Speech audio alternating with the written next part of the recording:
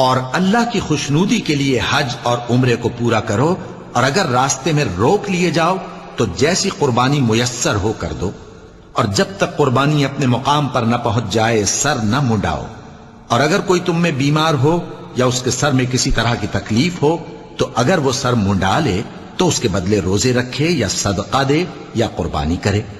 پھر جب تکلیف دور ہو کر تم مطمئن ہو جاؤ تو جو تم میں حج کے وقت تک عمرے سے فائدہ اٹھانا چاہے وہ جیسی قربانی میسر ہو کرے، اور جس کو قربانی نہ ملے وہ 3 روزے ایام حج میں رکھے اور 7 جب واپس ہو، یہ پورے 10 ہوئے۔ یہ حکم اس شخص کے لیے ہے جس کے اہل و عیال مکے میں نہ رہتے ہوں۔ اور اللہ سے ڈرتے رہو اور جان رکھو کہ اللہ سخت عذاب دینے والا ہے۔